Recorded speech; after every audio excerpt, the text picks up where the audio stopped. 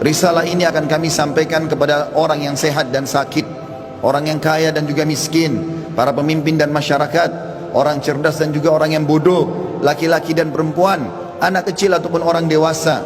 Ingatlah saudaraku, kita akan mengakhiri kehidupan dunia ini. Ada batas waktu di mana kita semua akan meninggalkannya. Semua yang kita kumpulkan dari rumah yang mewah, kendaraan yang kita banggakan, pasangan hidup, apa saja dari pakaian, bahkan perlengkapan dan pernak-pernik kehidupan ini, semuanya akan ditinggal. Pasti kita akan meninggalkannya. Nabi SAW bersabda dalam sebuah hadis yang sahih, kalau anak Adam meninggal dunia, akan ikut bersamanya ke kuburan tiga: keluarganya, hartanya, dan amalnya. Serta akan pulang dua, keluarganya akan pulang. Secinta-cintanya seorang istri pada suaminya, pasti dia tidak akan pernah menginap di kuburan itu. Dia akan pulang. Cinta-cintanya seorang suami pada istrinya juga tidak akan tinggal menemani istrinya di kuburan. Orang tua dengan anak, teman dengan temannya, bawahan dengan atasannya, semuanya akan meninggalkan kuburan tersebut.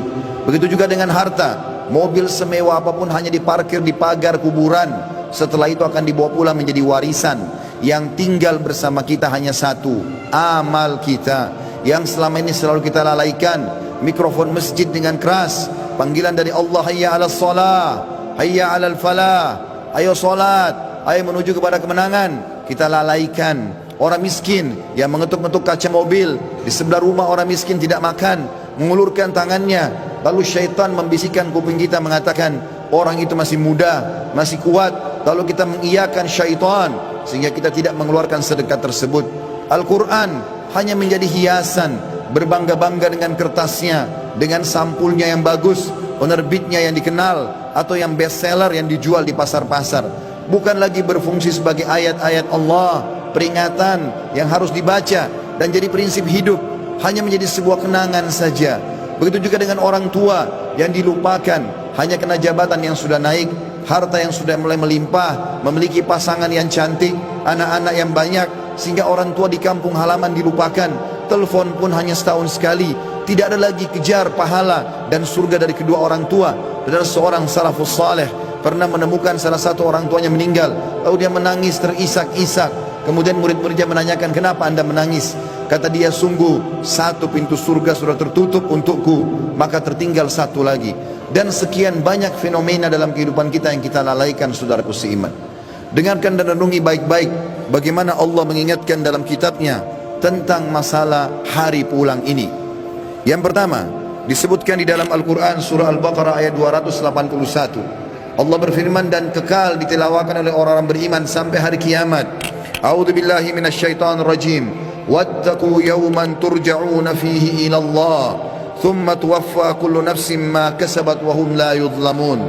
Takutlah kalian, persiapkanlah diri kalian, fikirkanlah baik-baik, masuk semua dalam makna wattaqu. Hati-hatilah kalian dengan hari di mana kalian akan dikembalikan kepada Allah. Kemudian setiap jiwa akan diberikan balasan dan laporan dari amal-amalnya, baik ataupun buruk, dan mereka tidak akan dizalimi sedikit pun. Kalau hari ini teman-teman kita melihat seseorang kerabat kita, teman sejawat kita, partner bisnis kita dibungkus dengan kain kafan dan meninggal, dan kita mengantar ke kuburan sebagaimana mungkin itu sudah pernah kita lakukan, maka satu waktu nanti kita yang akan diantar. Teman-teman sekalian masih malas sholat, sholatlah teman-teman sebelum anda disolati oleh orang-orang. Banyak orang meninggalkan saf pertama masjid, padahal itu keutamanya sangat besar, tapi dia menunggu dia akan disolati di saf pertama pada saat meninggal dunia. Ini kerugian, penyesalan akan datang terakhir, saudaraku seiman. Dalam ayat lain Allah berfirman dalam surah Al-Baqarah ayat 48, A'udzubillahi minasyaitonir rajim. Wattaqu yawman la tajzi nafsun an nafsin syai'a wa la yaqbalu minha syafa'atun wa la yu'khadhu minha 'adlun wa la hum yunsarun.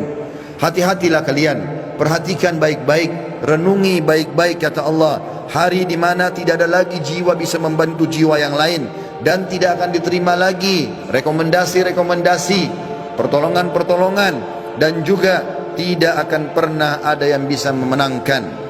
Di dalam ayat yang lain juga Allah mengingatkan surah Luqman, surah nomor 31 dalam Al-Quran ayat 33. A'udzubillahi minasyaitonir rajim. Ya ayyuhan nas Ya ayuhan nasu taqu rabbakum wakhshaw yawman la yajzi walidun an waladi wala mauludun huwa jazin an walidihi syai'a inna wa'dallahi haqq fala taghurrannakumul hayatud dunya wala yaghurrannakum billahil garur. Artinya, hai sekalian manusia, wahai manusia, Allah panggil. Dan saya ingatkan lagi di atas mimbar ini, Allah memanggil semua kita tanpa mengenal sukunya, bangsanya, jabatannya, status sosialnya, ataupun laki-laki dan perempuan, muda ataupun tua. Allah mengatakan, wahai manusia, takutlah kalian kepada Tuhan kalian dan khawatirlah terhadap hari di mana tidak akan ada lagi pertolongan, tidak ada orang tua bisa menolong anaknya, dan tidak lagi anak-anak bisa menolong orang tuanya. Sesungguhnya janji Allah pasti benar. Jangan kehidupan dunia melalaikan kalian, dan jangan sampai kalian terlalaikan. Allah subhanahu wa ta'ala mengingatkan di ayat yang lain, surah Al-Muzammil, surah nomor 39 ayat 17 sampai 19. Allah berfirman, a'udzubillahi minasyaitonir rajim. Fa kaifa tattaquna in kafartum yawma yaj'alul wildanu shiba. Bagaimana kalian bisa memungkiri hari di mana anak kecil pun bisa menjadi tua tiba-tiba? As-sama'u munfatirun bih, pada hari kiamat nanti maka langit-langit pun akan pecah. Kana wa'duhu maf'ula, dan itu janji Allah pasti akan terjadi. Inna hadhihi tadhkirah, ini adalah peringatan yang sangat bermanfaat. Wa man syaa'a ittakhadha ila rabbih sabila, siapa yang berakal maka dia segera mengambil jalan